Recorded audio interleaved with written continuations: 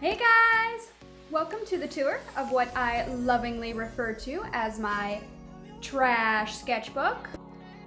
This binder includes all of my work from about 2008 all the way up to 2013.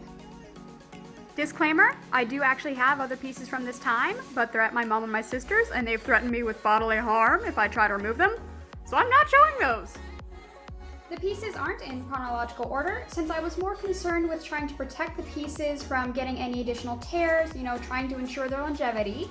But it should still give a really solid feel of how my art progressed from middle school into high school, going from, purely being creative expression into where I actually started growing my technical skills. So, are you excited? Because I'm excited. Let's jump in. So to start us off, we have a quick sketch I did of a vase full of flowers. I was actually waitressing at the time, but we didn't have any folks in the restaurant, so I did end up just finding my own entertainment, which happened to be art. And next we have a little experiment I did, trying to see if I could make markers shiny by drawing over aluminum foil. The shininess part of the experiment worked, but it turns out aluminum foil is just generally difficult to draw on. Would not recommend. I have done origami on and off, and I think we all go through that phase where we have to make fortune tellers. This one happened to be Christmas themed since I did make it very close to Christmas time. And I like that the markers were shiny because I'm basically a bird and I like shiny things. Next, we have a couple of sun and moon combos. My grandparents actually had a sculpture at their house that was the sun and moon combined, and it inspired me to make these. Looking back at them, the quality is painful, but it is kind of cool to be reminded of that time of my life, and the art does bring me back. Welcome to Struggle Town.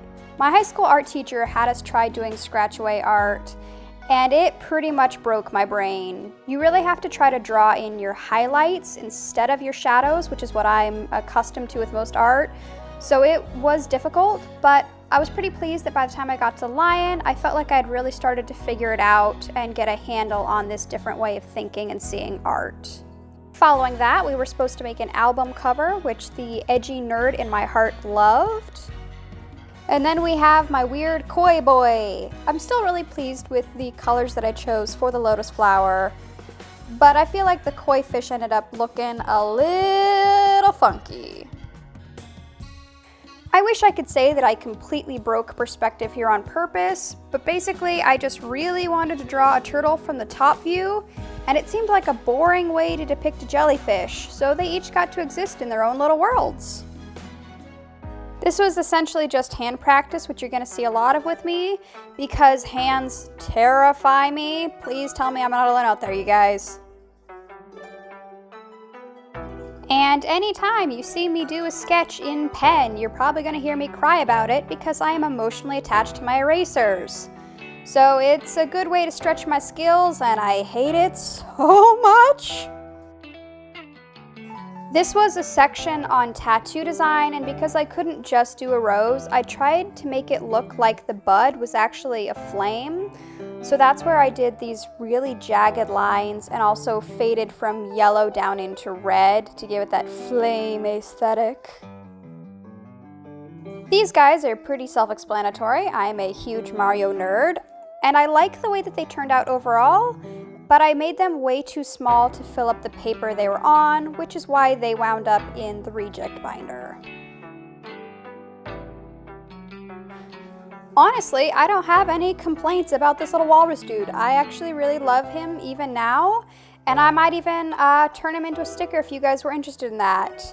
But his weird neighbor up in the top right corner was a problem, and you can also see where it was stored opposite something that really smudged, probably had charcoal on it.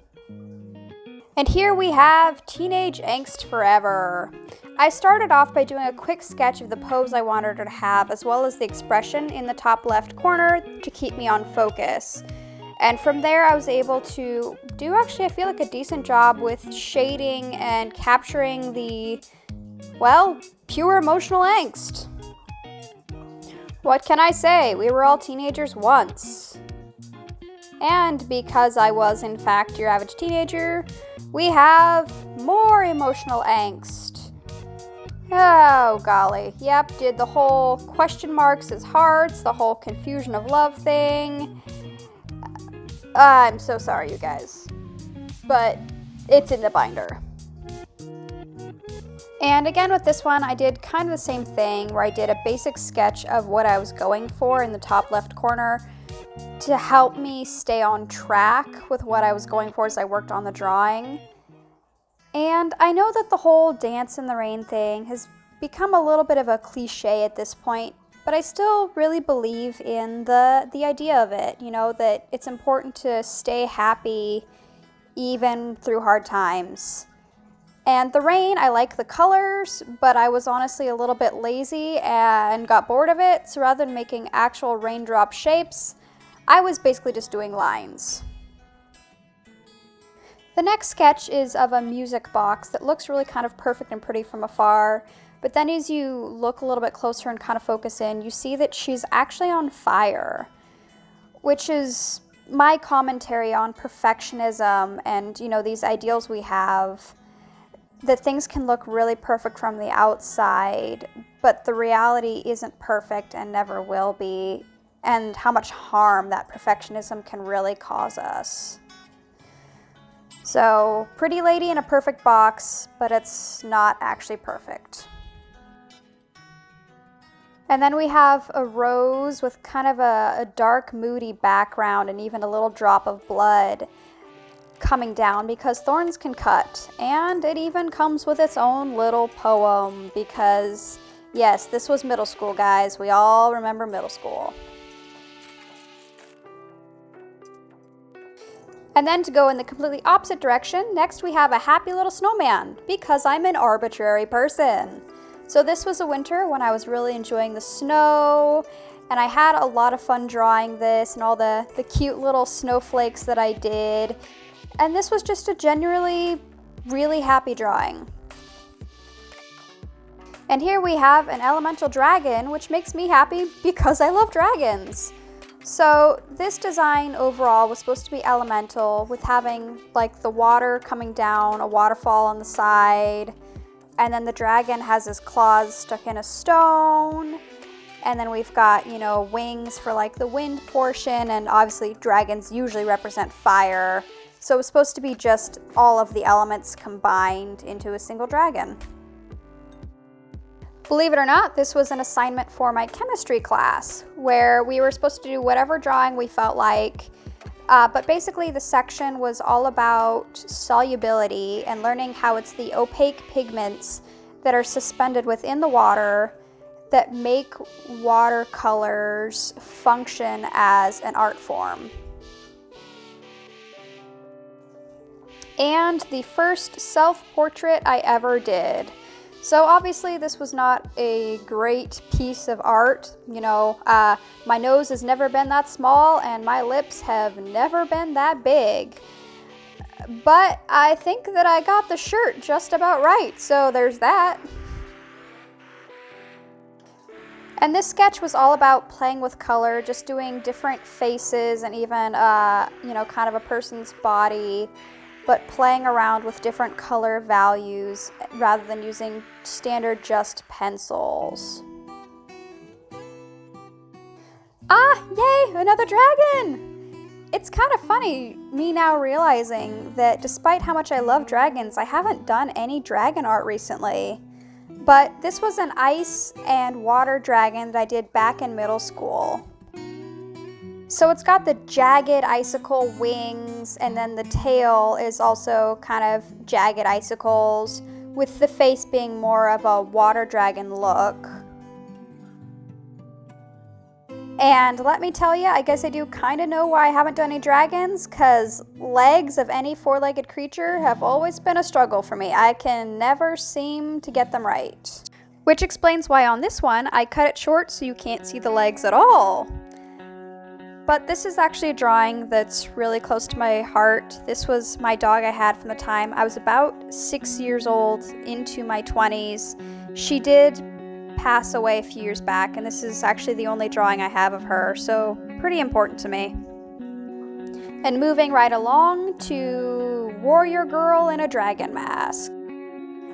So she has these kind of cool thigh-high boots going on with, you know, twin swords. Mostly supposed to be just kind of a cool warrior. And this was my first time ever using white pencils. So the drawing itself is actually pretty random. I just chose what I felt like, which happened to be a fish and bubbles.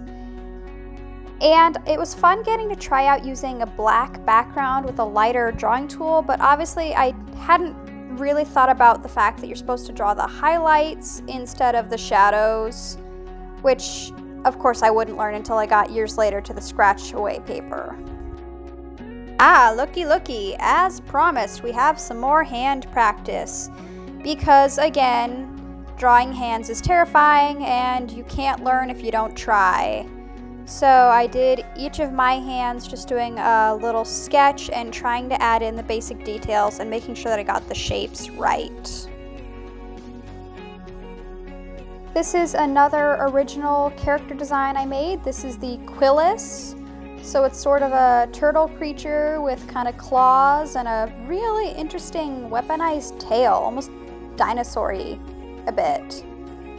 Followed by random sketching practice, doing a variety of different flying creatures and some different flower designs. And a cute little mouse family with the mouse mama and the mouse baby. And this horribly drawn cheese that is so out of perspective, but it is very yellow. And a cute little Winky Bear with the heavy-handed leftovers of what was supposed to be an owl face that never really erased because I drew it too hard. The full body version of the cute little Winky Bear in color.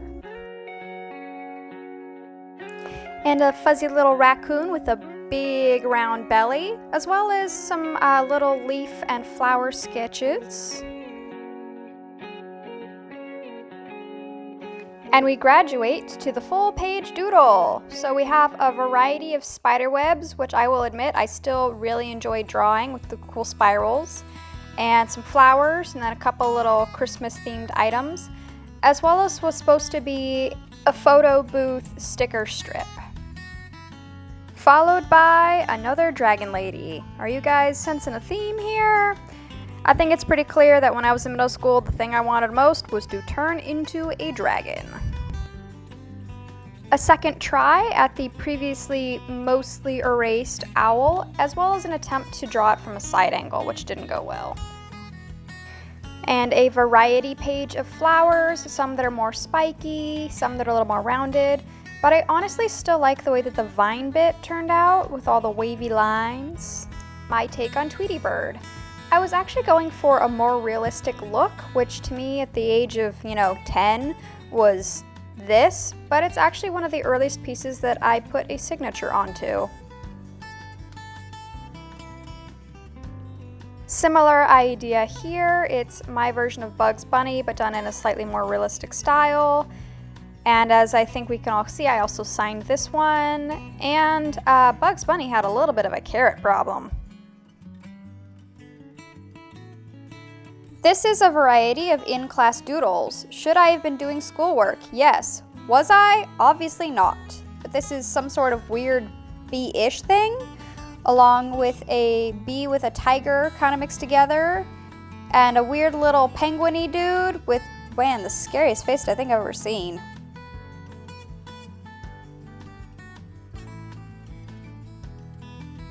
Oh boy, I'm gonna warn you guys in advance. I think you're gonna see a lot of these. I used to love drawing a variety of different smiley faces, that some of them were obviously a little bit vampire-ish, and I think we all remember the weird dude with the super pointy chin. Hashtag just 90s things. As well as an adventure, cowboy, and I think British smiley face? Yep, you were warned. Here's some more smiley faces, as well as some other in-class doodles. Don't know why I did a octopus on a planet, I think? Aw, sad, sad pineapple man.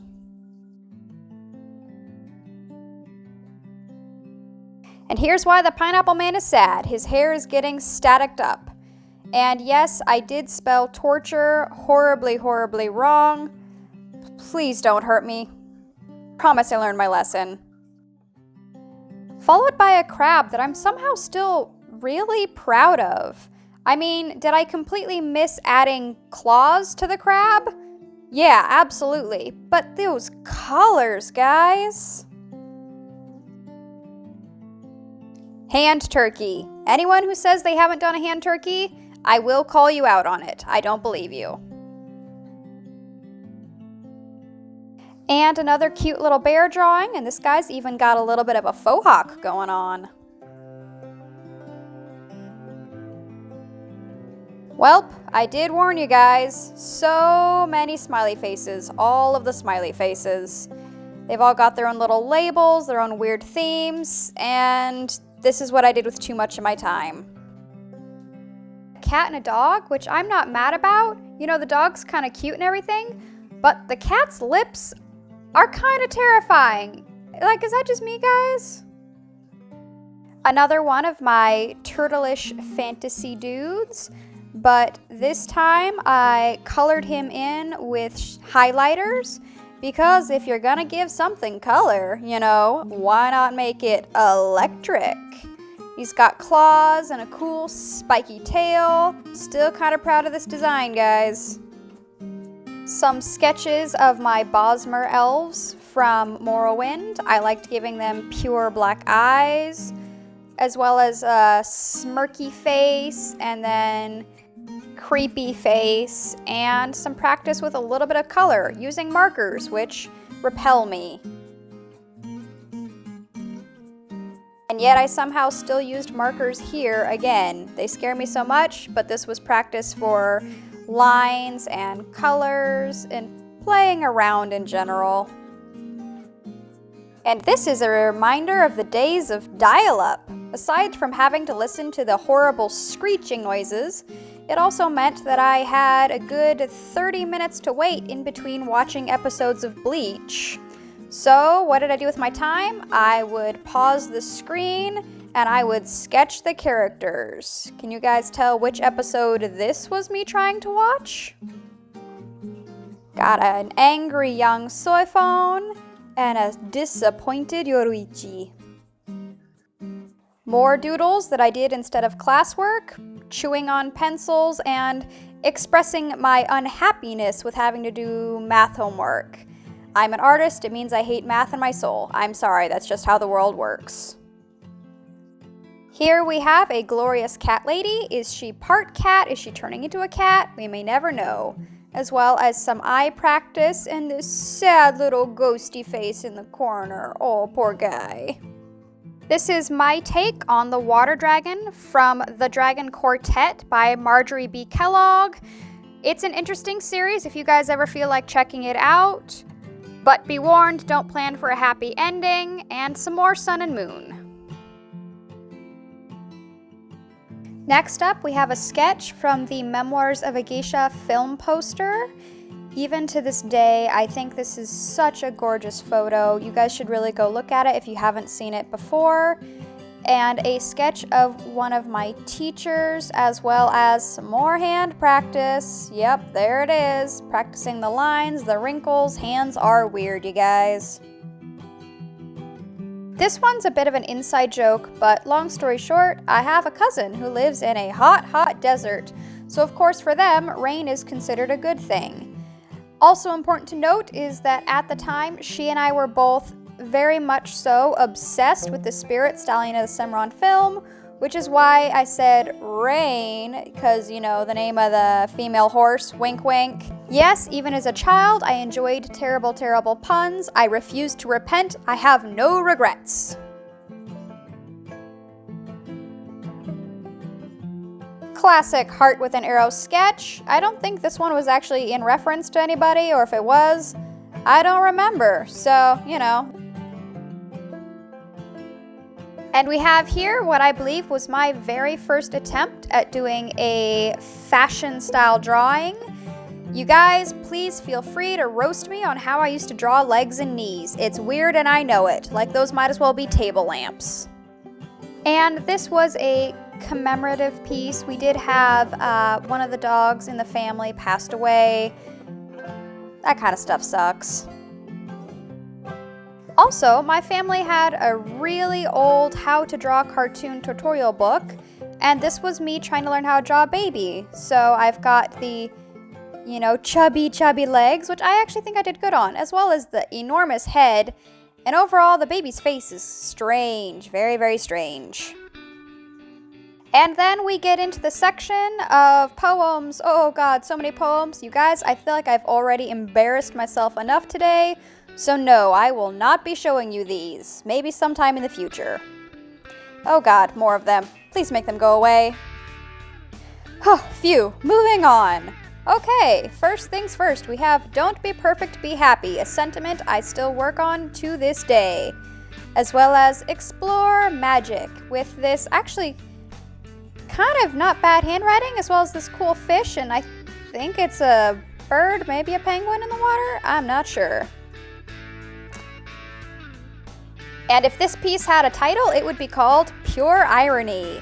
Let the Rules Die, from the girl who is infamous for being a goody two-shoes. This light bulb sketch was done with a very specific purpose. The purpose being to practice my pen control. So, you know, doing the light and then going into darker sections meant I had to really focus on how long of segments I was drawing, as well as how much pressure I was putting on the pen.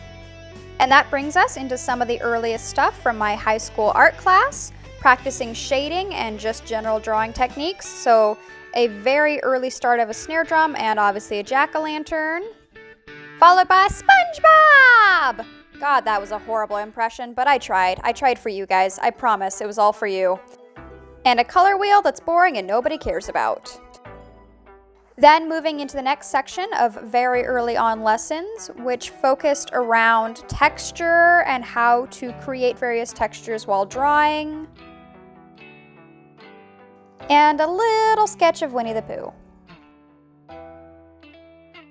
Aw, baby Toothless. Is his eye wonky? Yeah, absolutely. Do I still love him? Oh my goodness, so much. Oof, and the art section that killed my soul. We're just gonna move through this real quick because it was all about making drawings that are to an exact measurement, pretty analytical. I'm glad that we learned this section. It was important for people that wanted to do this kind of thing in their future, and it taught me that I did not, in any shape, way, want to do these kinds of drawings. This is not the art I am into. Spoiler alert, guys, in case you couldn't tell, I will never be an architect.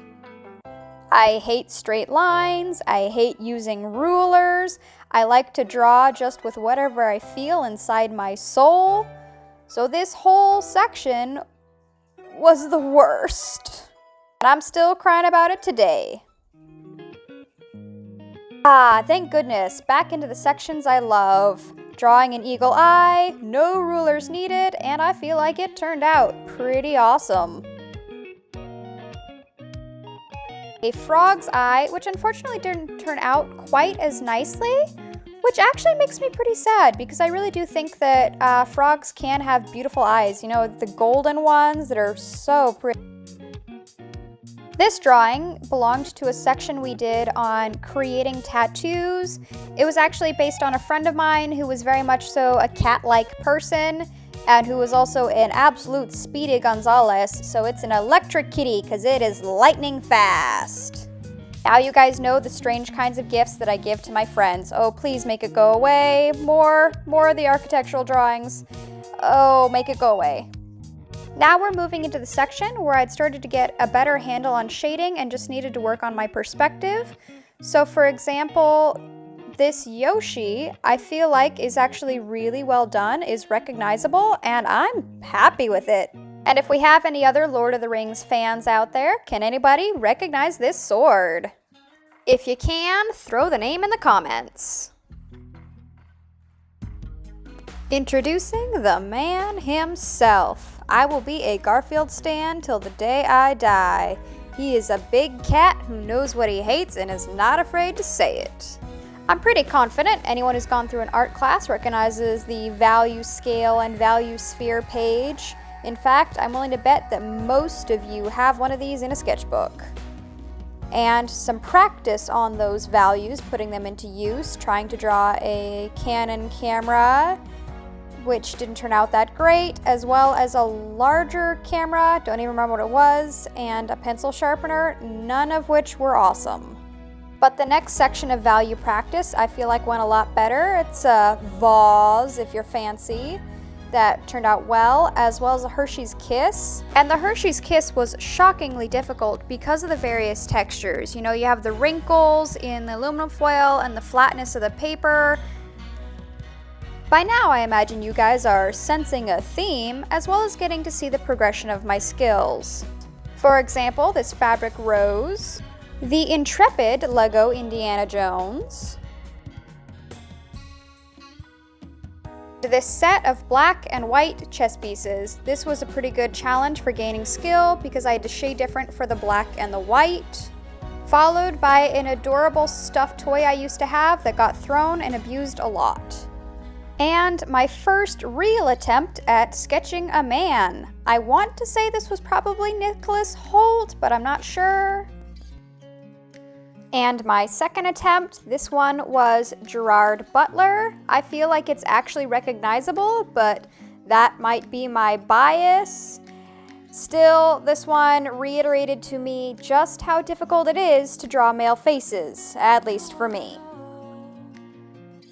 This one was a sketch of a friend in class. If any of you have never tried to draw someone in real life while they're moving and talking, I highly recommend that you do. It is a different set of skills and you do have to move much more quickly. And last, but certainly not least, the only piece from the architecture section that I was actually proud of. The assignment required us to select, design, and draw to scale a building of our choice. I created this very awesome, if I do say so myself, animal shelter. Just look at that detail. That concludes the Trash Sketchbook Tour. In all seriousness though, I hope you guys enjoyed it as much as I enjoyed sharing all of it with you. And I would love to hear your guys' thoughts. What were your favorite drawings? Whatever came to mind in the comments. Thank you so much for joining me, and I hope you have a wonderful rest of your day.